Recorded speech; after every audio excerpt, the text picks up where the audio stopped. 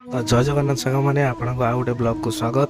मैं सकाल सकाल गाधे पाधे बंटीर मोर बाहरी पड़िलु माँ को दर्शन करने को। तो ये आसी भले भले माँ को दर्शन हो गला।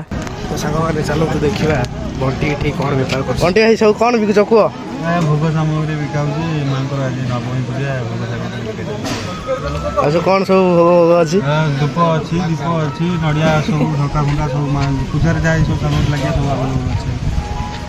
आ कदली कौन केते टका कदली 10 टका 5टा। आ ये शंखा शंखा सब रेट से अच्छी आम तो एवं आसी जॉइन कलु केते रेट से जानू जहाँ जी अच्छी मन कहूँ। चलतु देखा मकुनना सेपटे कौन बेपार कर।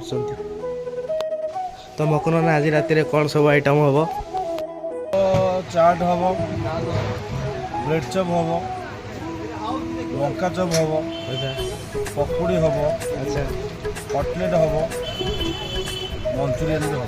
अच्छा ये सब हम आ तो मकुनना कदर आम जहाँ बुझिले ये सब आइटम हम आउ सेपटे मकुनना आलू छड़ेबारे व्यस्त।